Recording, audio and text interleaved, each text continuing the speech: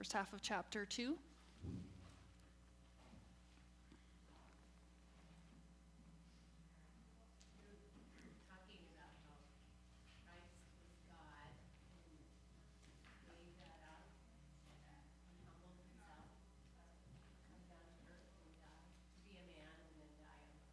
That's right. So we got that whole description of the humility of Christ. Why did Paul throw that in? How does it fit into the argument of Philippians? Humility is the foundation for unity. Yep. And so if you want, what's that? You can't hear, it's not loud enough? Okay, I don't know where Mel went. Mel, where did Mel go? Yeah, that we just need to turn it up a little bit.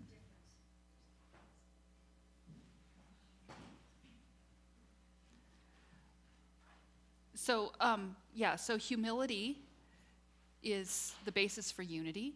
And if we want to know what humility looks like, where do we get our cues from? Christ, right? And that description of Christ was really dramatic. And it's not just that it demonstrates his humility, it demonstrates that he was exalted at the end of it. Why does that matter for us? Yeah, because we are going to be exalted with him. So that means whatever you experience because of humility in this lifetime, that's not the end.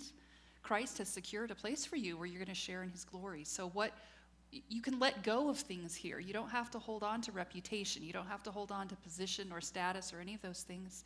And all of that's important in pursuing unity, because unity requires us to put other people's interests right up there, so we're not just pursuing our interests, we're pursuing other people's interests too, which is what Christ did for us. Okay, anything else from last week that you want to mention? There were 4 blessings. Tell me about that. Well, one is Christ died to save us from sin. I can't hear you. Can't hear you. Christ died to save us from sin. And put love, comforter, and the Holy Spirit takes residence in us. And tenderness and mercy. That's what Yes, so that the first verse of chapter 2 listed off all of these blessings that we have in Christ before Paul got to the commands that he gave to the readers. Now, why would he start with all the blessings? Because you can't actually obey the commands without taking hold of the blessings first. You have to be in Christ. You have to know who you are in Christ. You have to have experienced fellowship with him, his love, his mercy, his compassion, his tenderness. All of that stuff is the foundation then for turning around and treating other people in the way that we've been treated. It's not enough to look at Christ as your example. If you're not empowered by the gospel, Christ as your example is going to crush you, because you'll never be able to meet that standard. But it's that Christ, first of all, empowers us to do it by what he's done for us. So turn to Christ, let what he's done for you melt your heart, change your desires, think on the things that he's accomplished for you in the gospel, and then turn around and work out the implications of that in the way that you treat other people. Well, and then Christ was the perfect example of humility, and there's that downward, he should have been a king, he is the king, and anyway, he became a common man, and like in Isaiah, it said he had no beauty or majesty to attract others to him, nothing in his appearance that we should desire him. That's right. And then he died on the cross, so it's like a downward kind of. Yes, that then suddenly gets reversed, right? Because it suddenly he goes as far as down as he can go, and then suddenly he gets exalted how high? To the highest place possible, right? There is no one higher than Christ. That's right. Okay, any last bits you want to mention? Anything else? Okay, let's look at the bit that comes next. So, chapter 2, verses 12 to 30.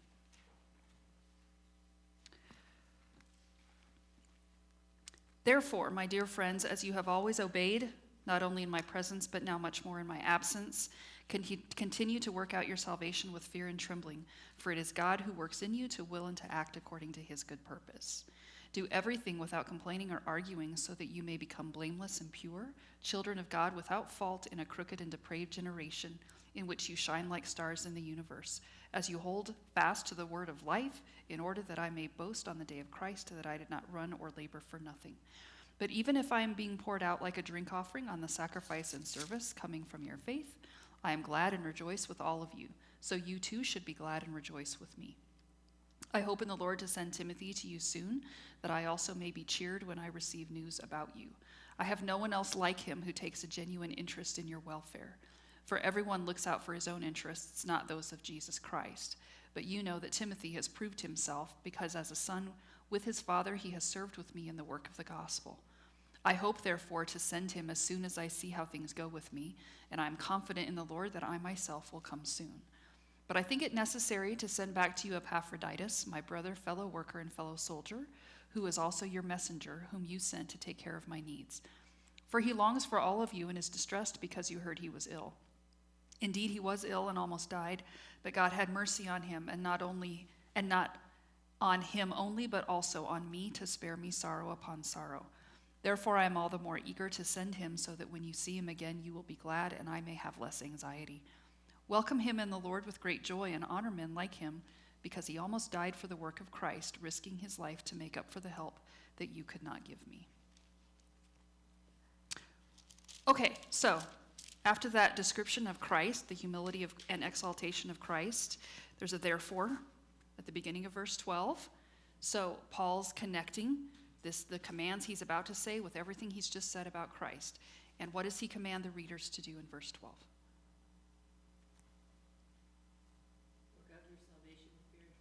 Yes. Now, you notice that he starts by saying they've always obeyed. He acknowledges that the Philippians' obedience doesn't hinge on him being present with them. What an encouragement that would be to him. They've always obeyed, and that hasn't changed. But his absence, I'm sure, creates a challenge for the believers, and he would know it. I mean, now they have to rely on the Spirit and the Scripture to guide and teach them rather than being taught by Paul personally. I could imagine that if you were friends with an apostle, that if you had a question, where would you go? You needed a problem solved, who would you talk to? You wanted something explained, he's the first place you go. But now he's in prison. So they're without the apostle. What are they going to do now? Paul's not worried about that. He knows that the Spirit and the Scripture can guide them, and he knows that they're continuing to be obedient even when he's not there. It was important for them to pursue obedience before, and it's so important they continue in that. Unity it's both more challenging and more vital when they don't have an apostle who's there with them, that they would stand firm together, as he said at the end of chapter 1. Okay, now, having always obeyed, he says, continue to work out their salvation. I think that translation in English is actually really helpful because of the way that we use the word or the phrase to work out something. Now, think about that. If you're working out a math problem, or you're working out a kink in a situation, or you're working out something in a relationship, what are you doing when we say you're working it out?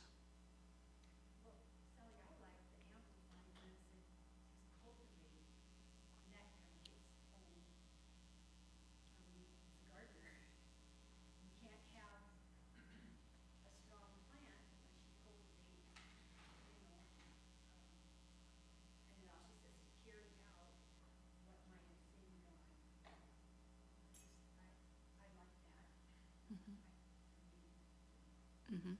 Yeah. Keep out, carrying out to completion. Yeah. Mm-hmm. If you're working out something in a relationship, what are you doing? Talking? Thinking about it, thinking what your options are. Lord, how should I be looking at this? That's right. Yeah. You're involved. You're maybe there's something where you're thinking, okay, if this is what's happening, what do I need to think? How should I think differently about this? What should I do differently? Can I do something that changes this? Like, you're taking problems, challenges, questions, and you're trying to figure out the solutions to those things, the answers to those things, to figure out how to live in such a way that yeah, you're working through things that are challenging. And it's not something, you don't work out something in 5 minutes, typically. I mean, maybe if it's a super small issue, you might. But usually if you're working out something, it's a process because you're going to have to think through things, work through things. Now think about that in relation to your salvation. You get saved, day 1, done, right? You've arrived, finished. What are you doing when you're working out your salvation? You know you're not working for your salvation, right? Christ has already done the work for you to be saved. So you're not working for your salvation. You're saved and you're working out your salvation. What are you doing when you do that? You're praying. Mm-hmm. But you leave that out, you're not going to go forward. Mm-hmm. Why is praying part of working out your salvation? Who you're consulting is your chief actor. So you're learning to rely on him. You're learning to consult him, to look to what it is that he wants, to follow his will and not your own, right? What else are you doing when you work out your salvation?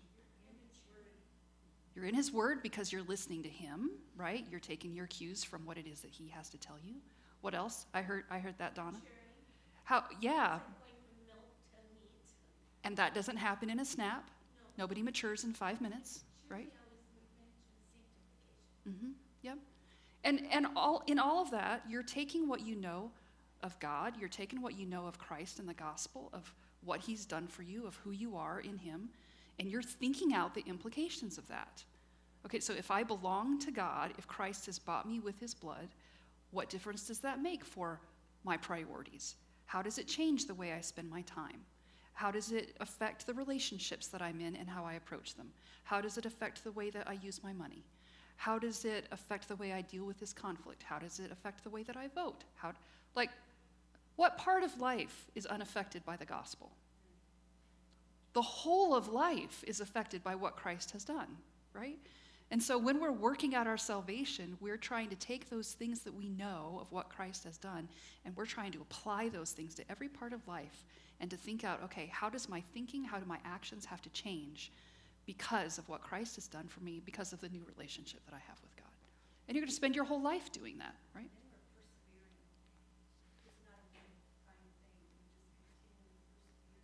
Yeah, but this is really encouraging when we get to chapter 3, and Paul says that he's in the process of doing this, and then he says, not that I've arrived, because I haven't. And I'm like, I'm so glad there's an apostle who says, I haven't arrived. Because, you're never going to arrive. You're going to spend your whole life working out your salvation. But through that process, you know him better. I was wondering, just kind of stuck on with relationships, you can think inwardly and work these things out inwardly, but there's also an outwardly expression. That's what Christ wants us to do. Yep, Not just inwardly, with ourselves, but with other people. that's right.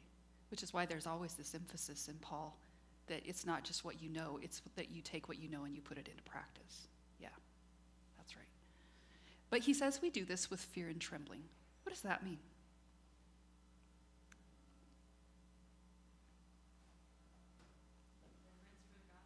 What's that?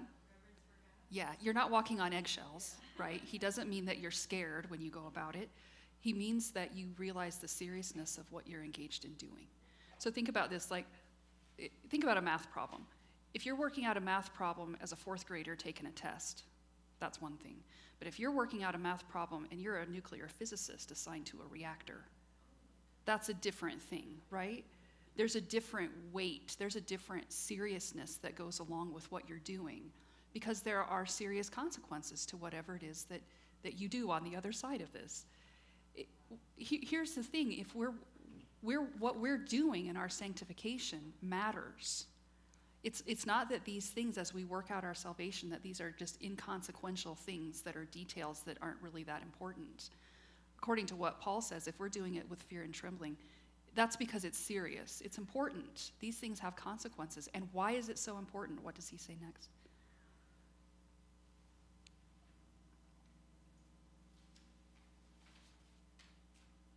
Because it's God who's working in you to fulfill his purpose. That's right. So these things that we're engaged in as we're working out our salvation, these are God issues. These are things where God is at work in us. That's what makes it so serious. That's why when we come to this, We come to it knowing the weight of what we're engaged in, even as we're walking through sanctification. Yeah. When I was a young girl in my 20s, I was going to a large Baptist church, and they would have a dinner on Wednesday night, and then afterwards we'd break up in groups, and they had a ministry to deaf people, a ministry to people with developmental disabilities. They had this one room in the chapel, and that's where all of the older people went and studied the Old Testament in there. And I always lived over there with awe because, I was in my 20s and just, Jesus really started making a difference in my mind, the word love and things like that. And anyway, yeah, the chapel and all these elderly people would file in there. And that was where they were studying, that was the meat, the Old Testament, Joshua, things like that. Leviticus. And so anyway, that made a really big impression on me. And the fact that they were taking it seriously, right? They're taking the word very seriously. Yeah. Yeah, if God is at work in us, then the process of sanctification matters. It's not something that we should take for granted, and it's not something we should take lightly. It is important because his work is cosmically and eternally important. It has cosmic and eternal consequences, and so it's not something to be trifled with. And yet at the same time, when we struggle and fail, which we do, there's the encouragement that we have from the beginning of chapter 1, where Paul said, he will bring to completion the work that he has begun. So in our weakness and our failure, who is it who's ultimately going to bring this to completion? Not us, it's God. And that should be something that gives us hope and courage in the middle of working out our salvation, because it's not easy, but God will bring it to completion. He will finish what he started. Can I ask a question? Is baptism considered part of working out your salvation with fear and trembling? I think that obedience is part of that. And so, yes, it is part of working out your salvation, not because baptism gets you better standing with God, but because, it's been commanded to us for a reason. And what's the reason? Because it's a physical illustration of a spiritual reality. It's a demonstration that you understand the spiritual reality of what Christ has done for you. It is a means of grace in that it's supposed to communicate something to you about who Christ is and what he's done. So yeah, I do. I think taking the Lord's Supper is also part of working out your salvation, not because going through a ritual is part of working out your salvation, but because God has given us these tangible means to remind us of who he is and what he's done for us, and our participation in that is intended to remind us of his grace, that we take better hold of the gospel. Yeah. When I was thinking about this, I thought it can be tempting sometimes for me to take God's work for granted, because just in the things of daily life, it doesn't really feel that extraordinary or dramatic. I mean, sanctification is not something that's necessarily impressive, right? It's often just about the stuff that's mundane and ordinary. But the thing is, changing the desires and actions of sinful people is perhaps the most difficult and miraculous work that God does.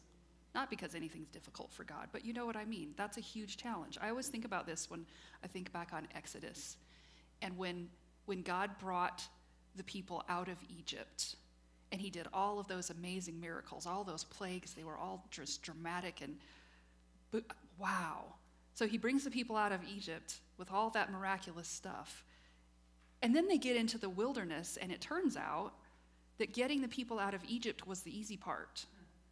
Getting Egypt out of the people, that's the hard part, right? I mean, God can snap his fingers and be done with Egypt, but maturing the people in a relationship with himself, that is an ongoing, difficult, daily process. And God is at work just day after day after day after day, being steadfast in his patience with them and teaching them who he is. And that doesn't look necessarily impressive, but it's the work that really matters. That's the work that matters, because that's how he makes us into the character of Christ, how he transforms us to be like his son. So Don't take for granted the miraculous work that God's doing in your heart on a daily basis. It's easy to think it's no big deal. It is a big deal, and our sin requires that kind of intervention from God, and he is at work to do it. Okay, now what's the command that Paul adds in verse 14?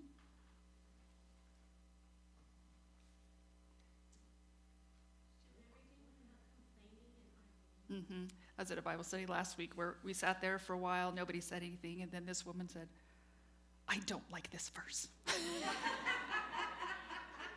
I said, are you complaining about the command to not argue and complain? And she said, yes, I am.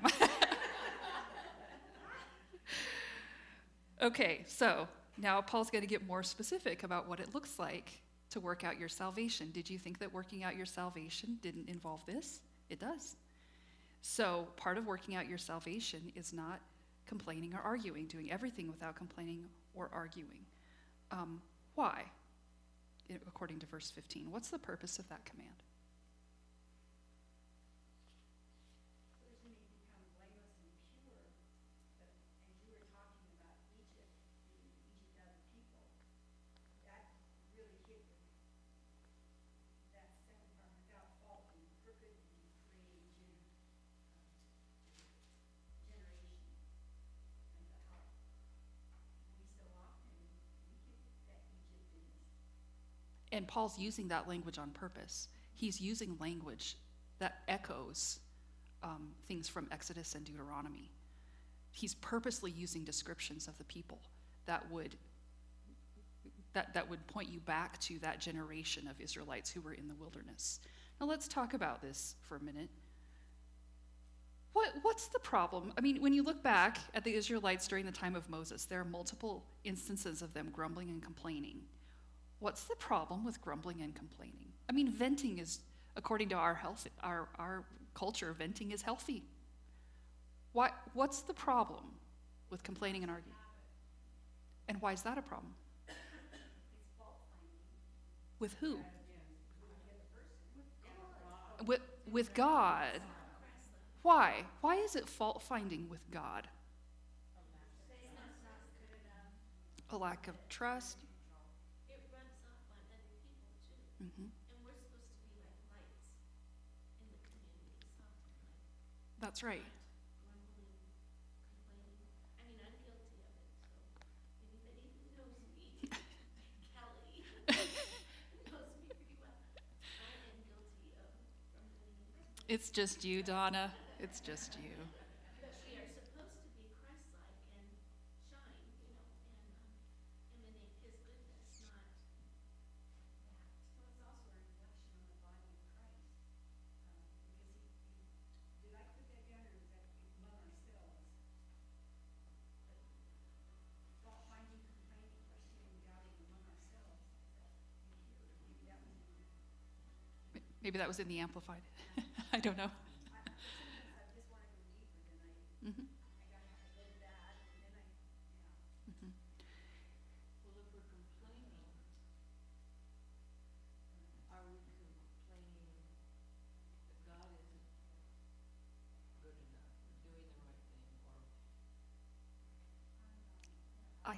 I think that's the implication, yes, of what you see in Exodus and of what Paul is saying here, is that even if you're not directly complaining about God, if you're complaining about your circumstances, you're complaining about the sovereign care of the God who's in control of you, right? There- When I'm complaining that it's 20 below and it's still snowing and I hate winter, I'm implying God's plan is not perfect for me. I was thinking about that last week. I was thinking about how much I complain about the weather. And then I was thinking, when I complain about the weather, am I complaining against God? Because in essence, am I not saying, it's one thing to say I'm cold, or the wind hurts my ears, or whatever. That's just true. That's just a fact. But when I start complaining about the weather, am I not underneath that saying it would be better if I were in control? Yeah, 'cause for me, it'd be 85 every day, and that would be good for everybody. Yep. Yep. Yeah, I should be in control of the weather. I'd run it better than God's doing it. Think about the Israelites, and they were in a difficult situation. At the point when they started complaining, it was because they had run out of water. They didn't have anything to drink. Now, isn't that a reason to complain, or is it not? What should they have done? Prayed, right? They should have just asked God to provide for them. But instead, what they said was, this God's going to hang us out to dry, and we'd rather go back to Egypt, because at least then we had plenty to eat and drink. The reason is they were angry with God. I mean, everybody's gonna complain when you haven't got anything to eat or drink. And think of all of the people that were there that needed substance, plus all their animals. Mhm. I mean, you can't go into the desert and expect to have plenty of water. So, but there's a difference then, right, between asking God to provide what you don't have and complaining against him, Yeah, and being angry with it. right? Yeah, and there's a huge difference in attitude right there. And I think that's what Paul is getting at right here is if we're constantly voicing our discontent with God through arguing and complaining. Do you sense the pride that's underneath that says it would be better if I were in control? That I know better what I need than God does. And when I come to a need and I realize I need this, do I pray about it, or do I just complain about the situation that I'm in? Which again is just voicing pride and a discontentment against God.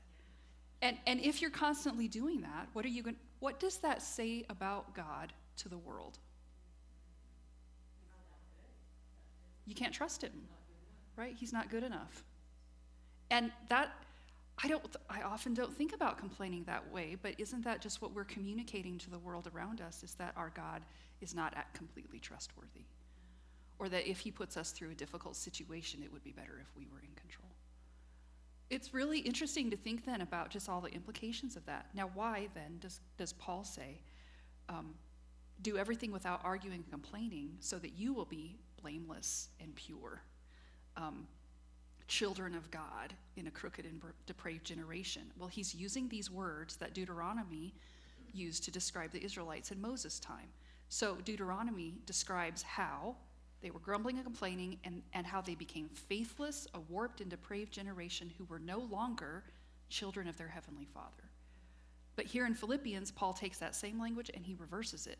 So people who do everything without complaining and arguing do that because they trust their heavenly Father and they're willing to submit to him and obey his commands.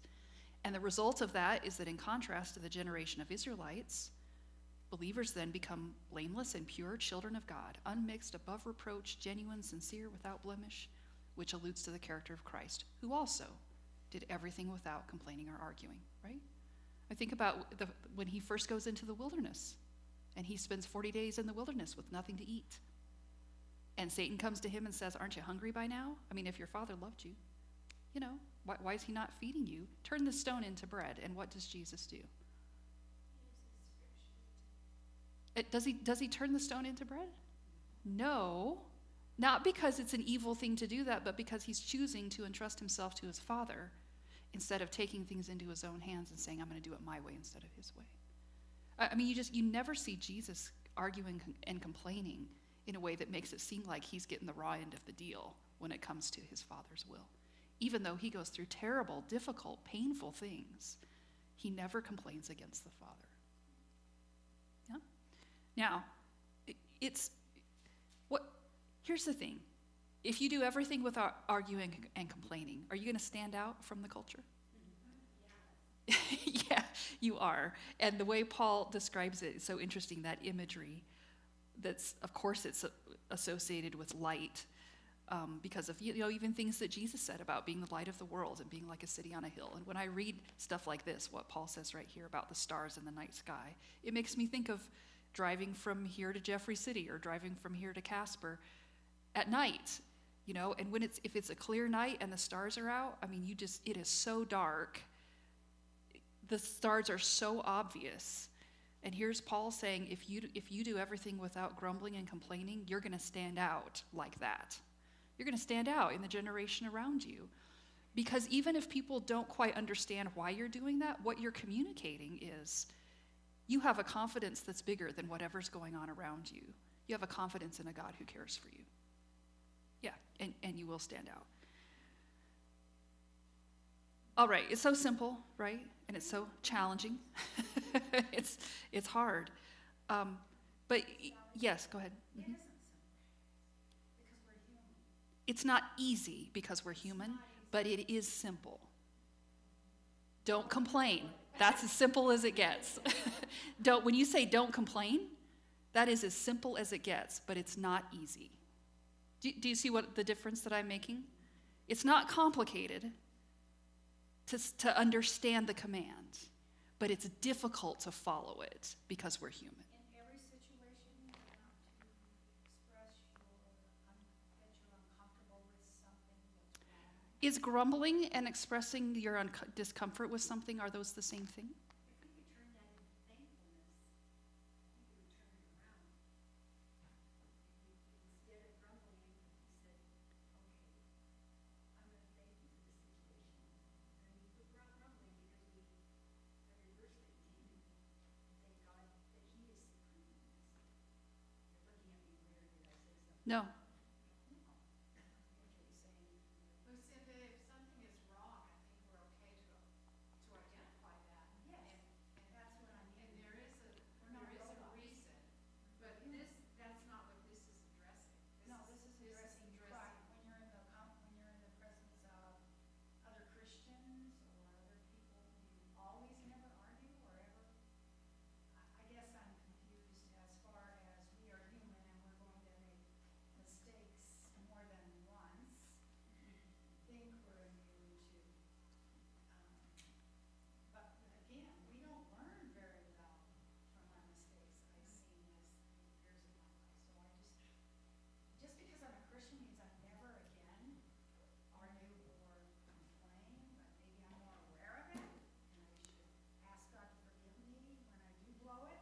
Well, I mean, let me be really straightforward. When Paul says do everything without arguing or complaining, does he mean it? Well, he means it, yes, but he's still human. But that doesn't mean it's okay to argue and complain because you feel like it, No, right? it's another one of the Right? sins. Of course we still sin. We're sinners. And we're gonna keep But the command is there, just like the command to love your neighbor. I don't love my neighbor as myself very well. I'm not sure I've ever really loved my neighbor as myself because I'm a sinner, but that doesn't mean that I can then say, well, it doesn't matter if I love my neighbor as myself. It does matter. I mean, we are in the pursuit of Is Christ. that the 11th commandment? I have to ask you that. To love one another, isn't it? The 11th commandment Christ said? There's a scripture. Well, in the the Bible. summary of the commands is love God and love your neighbor. 11th Yeah. commandment in the Bible scriptures. So it's very important, and I need to put that first. When you think about grumbling and complaining, so much of it is the attitude underneath it, right? So when you read through the Old Testament, there are loads of people who bring their pain and their struggles and their frustrations and their anger to the Lord, and God does not rebuke them for doing that. Yeah, that's You read the Psalms, you read Isaiah, you read Jeremiah, you read Lamentations, you read Job, Habakkuk. People are very straightforward about the things that hurt. They are very straightforward about the things that they don't understand. But here's the thing, they're bringing those things to God, not complaining about God. That's the difference. the difference. There you go. Is that bringing those struggles to God is an act of faith. Complaining about God is the opposite. Because what you're saying is it would be better for me to be in charge, rather than going to God and saying, I don't understand this. I can't reconcile these two things together. This suffering doesn't make sense to me, or what you've done over here, I don't get it. I know your character, and so I don't understand why I'm suffering. I don't understand why these people are suffering. All of that, coming to God with that, is an act of faith. But complaining about God is the opposite. Of course it does. Instantly it's going to be, Of course it does. it takes time and No, time. that's right. Sally, I'm sitting here just going, you do a whole broad sweep of never, never, never. And does that mean you never argue against evil? Right? You do have a responsibility to stand for truth, to defend the truth, to defend the heart, the innocence, like babes that are being exploited. So there are times for these that we can't just totally wipe, never argue, never, don't complain. No. Argue with God. Support the truths of the scripture. Try not to sin while you're doing that, but so I'm sitting here going, we can't just say never No. Complaints against God and arguing against what God tells us to do.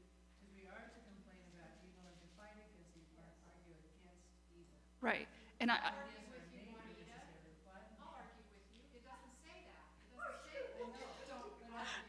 But what if we Go ahead, change it those says two do every- words? Do everything without complaining. That's a charge to what you're doing to work this out and to obey God without complaining. There's an action verb in front of it. which is What if we change important. those two words to the word whining? Do everything without whining. When he, David whined all the time. But he whined to God. He didn't whine at his brothers and Right. sisters.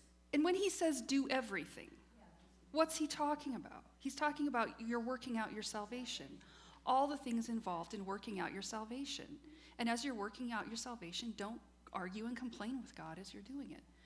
But you're right, it's not a blanket statement that says don't argue. Did Jesus argue with people?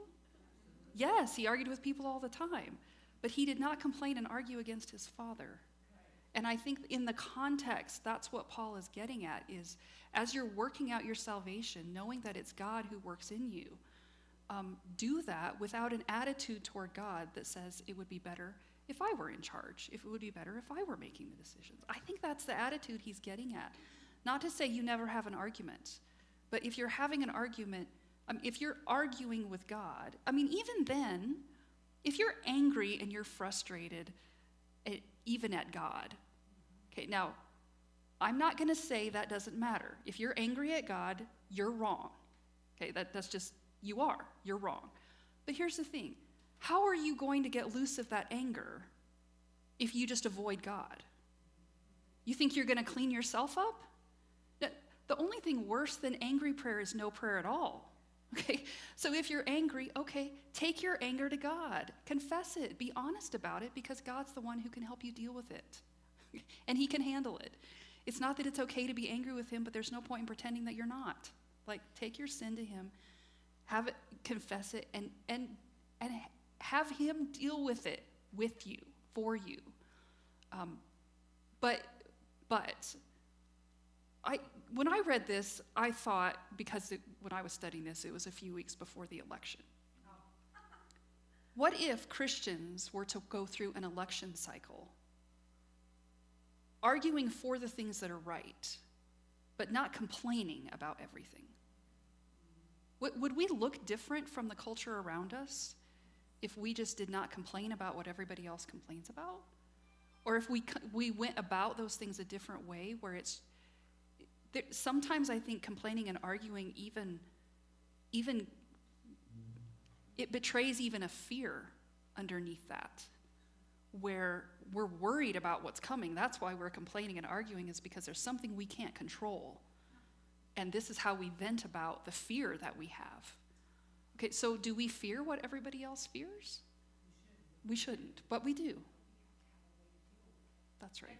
I think what I try to do, and I'm probably a great failure at it, but I try, when I have difficulties in my life, I try to ask God, what am I supposed to learn from this? Sometimes I don't figure it out. Too, I guess this discussion, time after time after time, and if we do this with a situation, I've had experience it and then I forget it and I get right back to it, but we get to that but. It's like you pour it out and he lets it, kind of just let you throw it out. But if you're really if you're asking him instead of telling him, time after time, he gets you to the point where you can say, okay, you are God, you're working out my salvation, I trust that this is for my good. I don't know what more to say to that. It's coming to terms with, part of it is coming to terms with just that. He's God, I'm not. He knows all the other parties that are overlapping in this. So if you're on Medicare, pay attention. Just wanted to write a note to myself. That's okay. A little bit of comic relief right there. That's okay. Yeah. The Amplified Version says, do everything without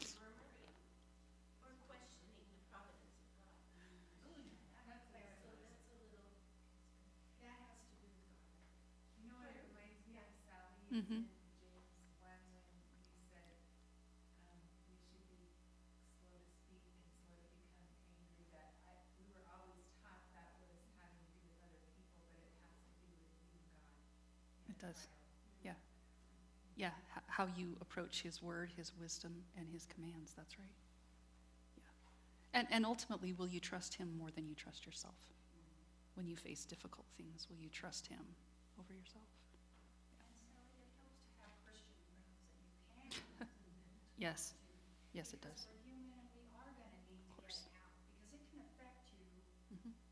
physically, Mhm. inside, and shorten your life. And those Yes. Christian friends who are in the Word and do not come alongside just to pat you on the back is right. And we need truth in our Christian friends. You don't need Job's friends, No, right? no, You need, that's right. His truth. That's right. That's right. And I want to pass on to the children that they need to be able, when they are whining, we need to know. We need to be able to communicate with our children. If we never show if we don't recognize that maybe I hear that you are saying, talk to me about it, honey. If this child has been taught never to argue or complain, you know, we may not be able to help them. We don't know their emotions. But now you clarified with this is with God. Don't blame God that your mother died. You know, I finally realized when my mom did die, I said, oh, because I've only been a Christian since age 40. I said, oh, I just didn't think, God, it would be this soon. You know, I mean, I'm communicating with him. Mhm. Think about, because you mentioned children, think about that. It's the children. If you have a child who tells you that he's hungry, or you have a child who's complaining against you, is there a difference in the way that they do that? Yes. You want them to tell you what you need, but when they complain and complain and complain and complain, what does that do to you as a mom? I mean, it makes you mad, but I mean, what is it that's frustrating about that? But they don't see what you do for them. And they don't trust you, right? There's a certain sense in which they're saying what you're doing isn't good enough. And they have no clue how much you're actually doing, do they? Right? They have no clue how much you would do for them. All they see is, this is what I want and you're not giving it to me. Okay, now when you tell a child not to whine or complain, you're not saying to them, don't tell me when you're hungry, right? Or don't tell me when you hurt. Don't tell me when you need something. That's not what you're saying when you tell them not to complain. What are you doing when you tell them not to complain? Or not to whine?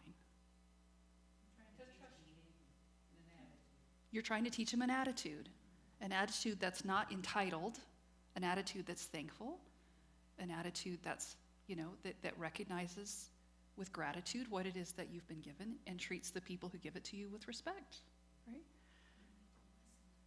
Mm-hmm. And isn't there a certain sense in which the same thing is true with us and God? It's not that God doesn't want us to talk about how we hurt or what we need, but there's a difference in doing that and complaining against him. And sometimes it might even sound the same on the surface, but what's the heart attitude underneath it when you do it? Cindy, were you going to say something? Yeah, that's right. Cindy, were you going to say something? I cut you off. Yeah. I was just thinking that my parents never allowed us to whine, and I'm grateful because it's habit forming. You just start seeing things negative, and it gets worse and worse. And it's the opposite. Somebody a couple days ago pointed this out to me too, that the next section we're going to look at starts with the command to rejoice in everything. It's the opposite of rejoicing. And what's the situation Paul's in when he says that? He's sitting in jail where he has every reason to complain. If I were him, I'd be complaining left and right. And yet what Paul says is, don't complain and argue, rejoice instead. And that's not to say this is a fabulous situation when it's not, because what he says is rejoice in the Lord.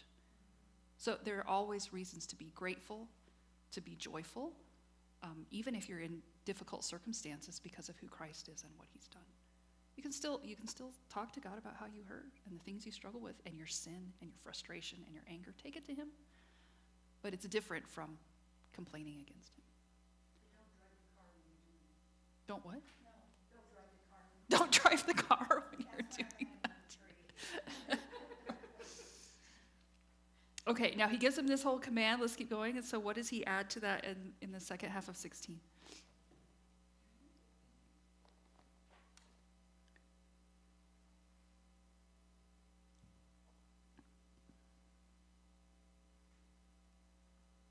Hold fast to the word of life. Mm-hmm. In order that what? In the day of Christ I may have cause to glory, because I did not run in vain or toil in vain. Yes. So he says we do all this, these commands, we do all this as we hold firmly to the word of life, to the gospel. Some of the translations say hold out the word of life. That's possible, but the word actually means to hold fast to it, that you keep a tight hold on it. So we have the sure hope of our salvation, the assurance of everything Christ has done for us. We keep hold of that, and that makes us stand out. I mean, we don't argue and complain. We hold fast to his word, and that makes us stand out like stars in the darkness. And then Paul says, and that will give him confidence that his work has not been for nothing. Or the race imagery that he uses is interesting. I mean, imagine being a runner who wins a race and then find out that you're disqualified. Or working all day and then finding out your work is worthless. Well, what was the point then? And Paul uses that kind of imagery about his own ministry. He's working hard on behalf of the Gentiles to tell them the gospel, to build up the believers. What is it that demonstrates his work hasn't all been a pointless waste of time? Well, when believers like the Philippians work out their salvation, when they become blameless and pure, they shine as light in the darkness and they hold fast to the gospel. And Paul says, then on the day when he sees Christ, his joy, his glory, his pride will be the growth and maturity and perseverance of the people he served. Not because he changed them, but because God did, and he had the privilege of being involved in that, in participating in the proclamation of the gospel. In a certain sense, it means they will be his reward, because he's going to stand there face to face with Christ, together with his friends, together with people that he loves and that he cares about, who heard the message he was preaching and are there with him in joy with Christ. Okay, now, what does he add to that in verse 17? I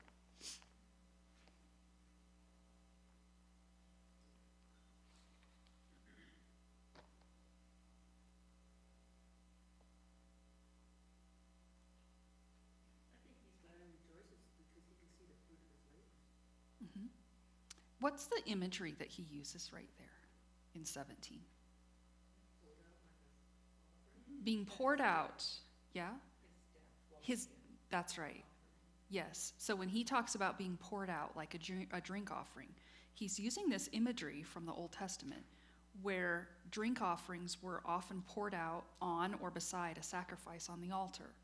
So there's this picture of the Philippians and their obedience being the sacrifice to God, and Paul being poured out together with them. And I think that imagery of being poured out, yes, he's talking about even his death.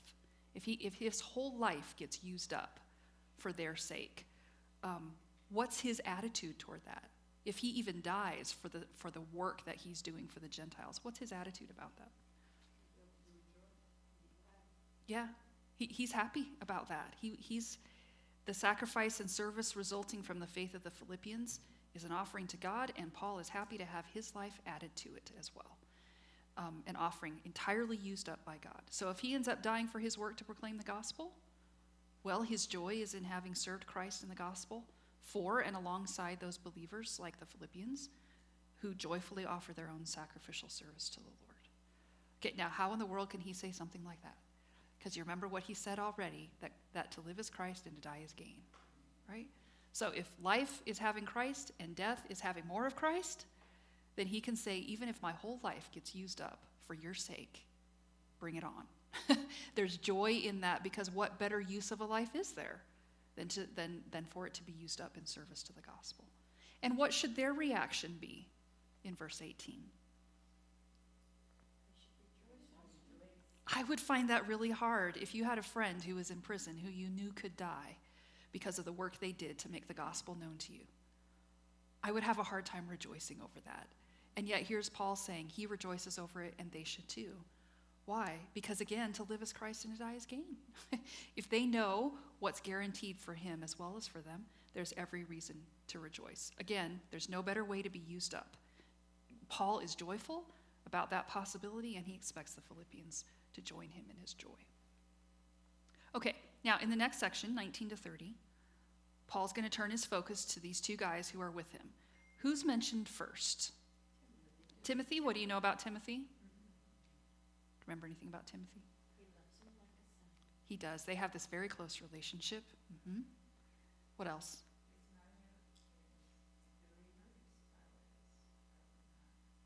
Yeah, so she was a Jew and his father was a Greek, right? And that passage that we read in Acts, however many weeks ago, Timothy had joined up with Paul to go on his missionary trip right before he went to Philippi. So Timothy was actually along for the ride. He was there and would have met the Philippians. So Timothy's somebody that the Philippians know because he showed up with Paul when he was doing his work there. So they know him, and Paul hopes to send him to Philippi soon. Of course, that would encourage the Philippians, but Timothy's not coming right away, and he's obviously not the one delivering the letter. I think the guy who gets mentioned next is probably the one delivering the letter. But hopefully Timothy will be able to visit before long and then go back to Paul, bringing news about the readers. How does Paul describe Timothy in 20 to 22? Proving himself. Yep. What else does he say about him? He's selfless. Yes. And how does he describe his selflessness right here? Whose interests does he care about? Yeah, It's genuine, it's not fake, it's not an assignment. that's right. It's an assignment, go take care of it. And it's interesting how he puts it, because he says he's unusual, that he doesn't just care about his interests, he cares about the interests of... what does he say? Of Christ. He cares about the interests of Christ. Now that's a very interesting thing to say. What does it look like to care about the interests of Christ? Christ's people. That's right, to serve Christ's people. That's right. So if your priority is the interests of Christ, then you're going to be looking after the interests of other people, right? Which of course goes back to what Paul has already said about looking out not only for our own interests, but for the interests of others. Here's Timothy doing that. He is looking out for the interests of other people because he's prioritized the interests of Christ. He cares more about Christ and the gospel than anything, and that's why he's serving others. Think of these verses, Sally, when you hear of people, missionaries or pastors who are serving in a church or a community far away from everybody else. And suddenly after 4 years, they get a drop-in visit from their denomination or from another missionary. What a huge encouragement that is to have somebody come in who knows you and cares about you. Because you've been serving faithfully, but just have another person of Christ's people come show up. What a great, great gift that is for them. Yeah. So Paul can't come, but Timothy can. That'd be amazing. And then Paul will get news about them. That would be amazing.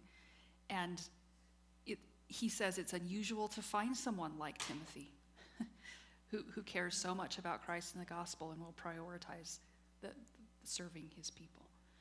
And he's served alongside Paul, not like a business partner, but like a spiritual son. So Timothy's first priority is Christ and the gospel.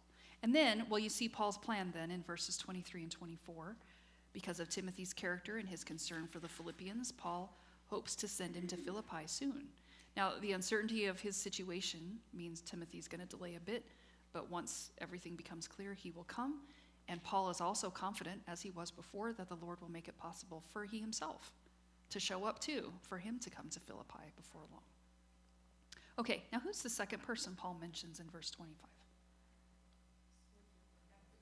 Epaphroditus, and what does he have to say about him in 25? My brother, my fellow worker, soldier, your messenger. Where did he come from? He came from Philippi. So this Epaphroditus, it sounds like, was a Philippian himself. And he's been sent by the church in Philippi as a messenger and also to come alongside Paul to help him with whatever he needs while he's in prison in Rome. And so these ways that Paul describes him as a brother, a fellow worker, a fellow soldier, that's interesting. It means he's like family. He's like spiritual family to Paul. And he served alongside him in the work of the gospel. And if he describes him like a soldier, I think that means he's probably gone through some trials and difficulties of his own. It's been hard. He's faced difficult things in service to the gospel. He has, because he almost died, right? Yeah. So Paul's sending Epaphroditus back, but he's not sending Epaphroditus for the same reason he's sending Timothy. Unlike Timothy, Epaphroditus is being sent home to stay. And maybe the Philippians are a bit surprised about that since they sent him along to serve Paul, but why is Paul doing that in 26 to 28?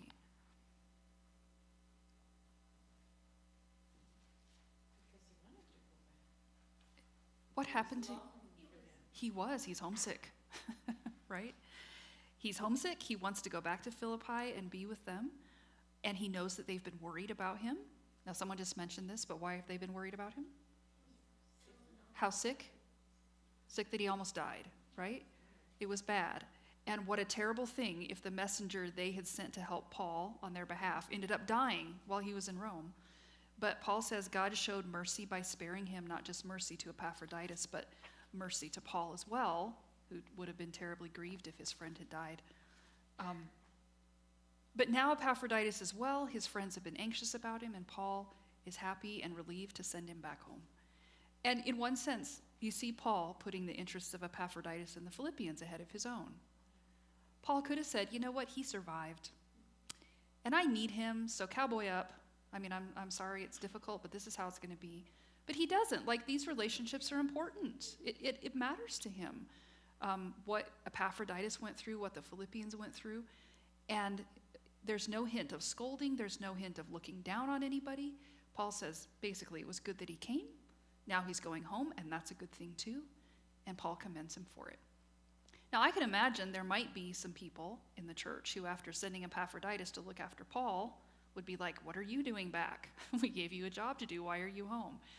What does Paul say about how they should treat him when he comes in 29 and 30? Yeah, welcome him. Honor him, right? Honor men like him. It's not that he's not returning because he's a failure. That's not what's going on. Paul says, welcome this man, who I think is probably carrying the letter, and welcome with great joy and honor him because he almost died in service to Christ. He stepped into the gap to do for Paul what the rest of the Philippians couldn't, knowing it was risky and it nearly cost him his life. And Paul commends him for it, and he says the Philippians should as well. So was he carrying this letter? I think so. I think he's probably the one who's carrying the letter to the Philippians. Yeah. Okay, now, here's something that's interesting. Usually, when you get bits like this that are talking about particular people who are coming to visit, that stuff comes at the end of the letter.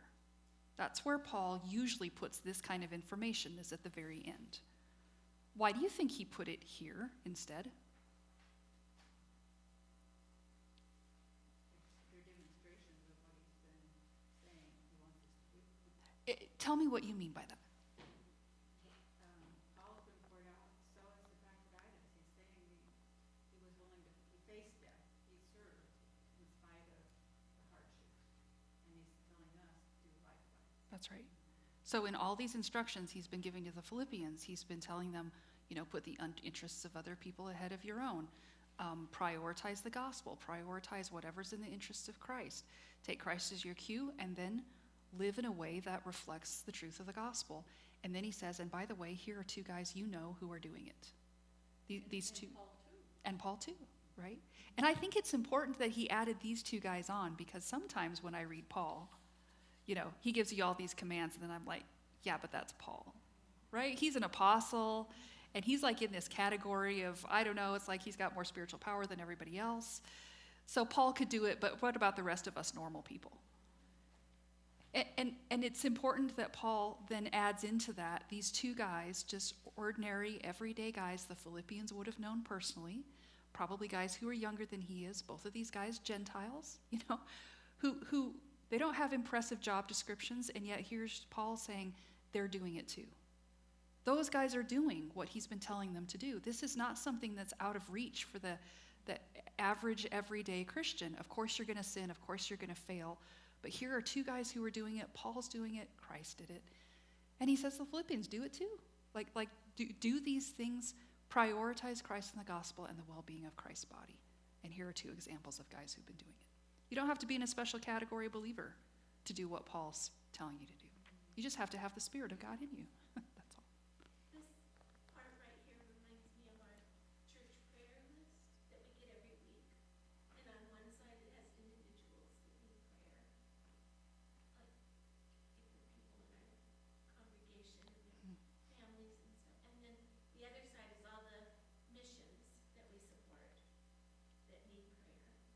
And it just reminds me of that long list of missions that we support. And here's the thing too. It's easy sometimes to see somebody who's doing full-time vocational ministry in a country where it's dangerous or where they're far away or whatever, and to look at them and say, well, they're prioritizing the gospel. But aren't we prioritizing the gospel just in all the everyday things of life, the decisions that we make about how we treat our neighbors, how we treat our family, how you deal with your husband, your kids, your extended family, how you go about your work? You don't have to be in a special category of people or to have a particular vocation to do what Paul's saying. This is just the normal everyday life for all of us, is to think, okay, how do I deny myself, pick up my cross, and follow Jesus? And what does that look like on an average Thursday morning? Yeah. When a mother has a baby, automatically she's giving birth to an unreached people. Until the baby hears they've been unreached. So you have a ministry right there, right? And it's not a ministry that gets people's attention, typically, right?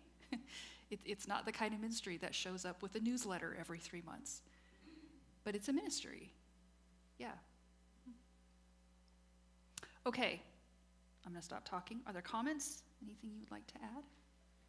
Yeah? I want you to tell me if I'm thinking right or wrong.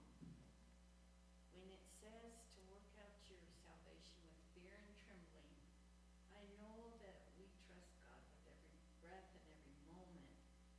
But with fear and trembling, sometimes I worry about what's coming, what trial he's going to put me through to grow me. I know. And then when he does, I'm supposed to go through it without grumbling or just, but I do, I fear and tremble what's coming sometimes. But is that's not the right way to think of it. Well, the fear and trembling he's talking about here, I think, is about a respect and reverence for God. So it's different. But I understand what you're saying, that you can say, I trust God's sovereign care, and still have some apprehension about what it is that he might